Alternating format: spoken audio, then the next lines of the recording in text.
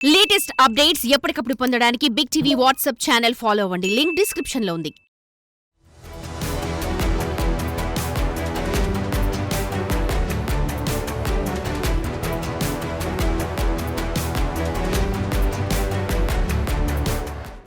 మోసపోయేవారున్నంత వరకు మోసం చేయటానికి మేము సిద్ధం అనే రీతిలో తయారయ్యారు కేటుగాళ్లు.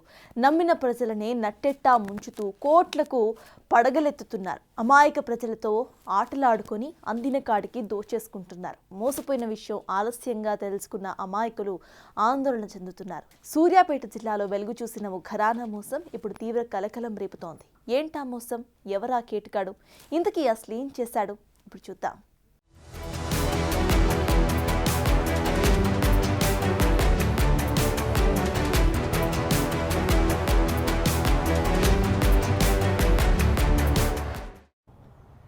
సూర్యాపేట జిల్లాలో ఓ గ్రామంలో మంచితనం ముసుగులో అమాయక ప్రజలను బురిడి కొట్టించాడు ఓ మోసగాడు.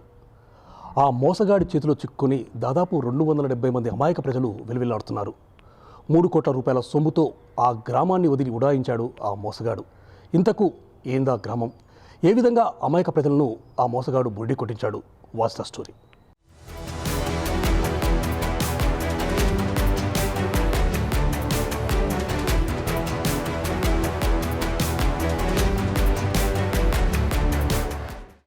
సూర్యాపేట జిల్లా హుజూర్ నగర్ మండలం బూరుగడ్డ గ్రామంలో నాగలక్ష్మి అనే మహిళ ఫీల్డ్ అసిస్టెంట్గా విధులను నిర్వహిస్తున్నారు. ఇదే సమయంలో ఆమె భర్త అయిన మాడ్గుల మల్లయ్య భార్యకు ఉద్యోగ విధుల్లో సహకారం అందిస్తూ ఉపాధి హామీ పనులను చక్కబెట్టేవాడు. గ్రామస్తులకు క్రమం తప్పకుండా పని కల్పించేవారు.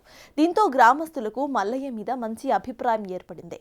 అదే అరుసుగా తీసుకున్న మల్లయ్య గ్రామస్తులను మోసగించాలని పథకం పన్నాడు. గ్రామంలోని పేద ప్రజలకు ప్రైవేటు బ్యాంకులలో లోన్స్ ఇప్పించడం, తిరిగి వారితో లోన్స్ చెల్లించడం కూడా చేశాడు.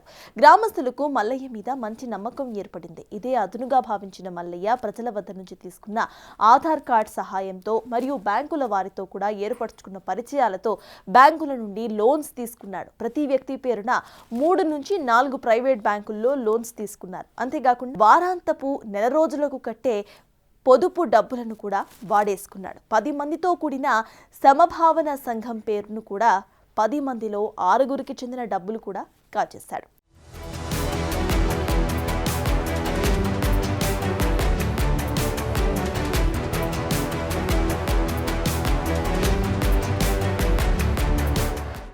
బోరుగడ్డ మాచారం గ్రామాలకు చెందిన దాదాపు 270 మంది అమాయక ప్రజల పేరున వివిధ మార్గాల ద్వారా లోన్స్ తీసుకున్నాడు మల్లయ్య. హుజూర్ నగర్, కోదాడ ప్రైవేట్ సంస్థలకు చెందిన ఉద్యోగులను మచ్చిక చేసుకొని అమాయక మహిళలని టార్గెట్గా చేసుకుంటూ ముందుకు వెళ్తూ ఒక ప్రణాళికలతో అటు గ్రామంలో ఉన్న ఇల్లు, పొలము అమ్ముకున్న మల్లయ్య 3 నెలల వ్యవధిలోనే సుమారు 3 కోట్ల రూపాయలతో గ్రామాన్నే వదిలేసి కుటుంబంతో సహా ఉడాయించేశాడు.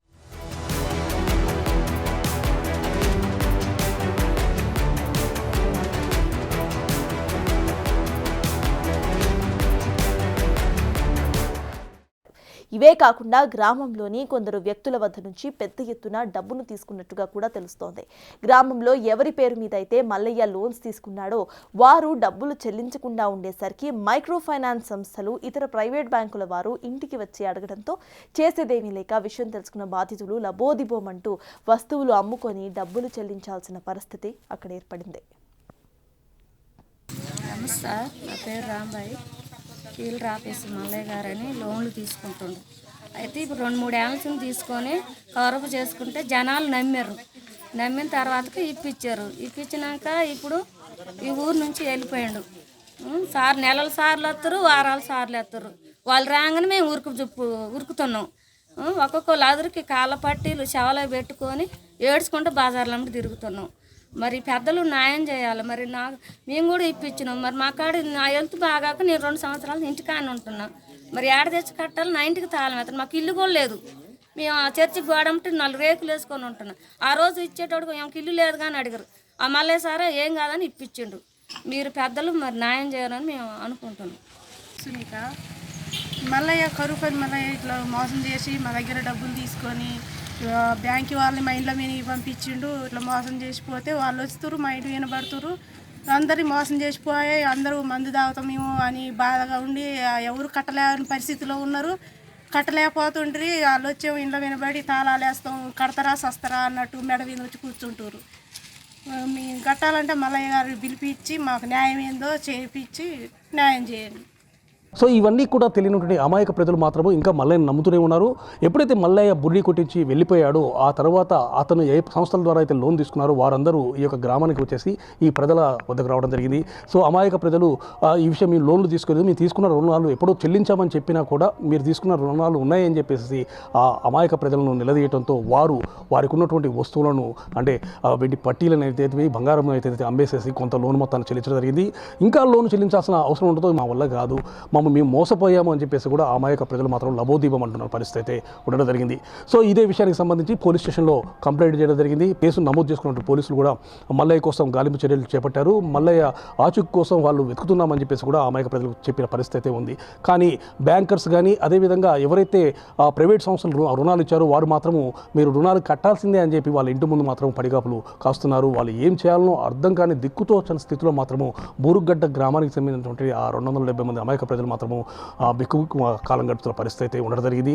ఎట్టి పరిస్థితుల్లో ప్రభుత్వం జోక్యం చేసుకోవాలి. అదేవిధంగా పోలీసులు కూడా ఆ మల్లయ్యను అదుపులోకి తీసుకొని మాకు న్యాయం చేయాలని చెప్పేసి కూడా ఆ గ్రామస్తులు దైనంగా వేడుకుంటున్నారు.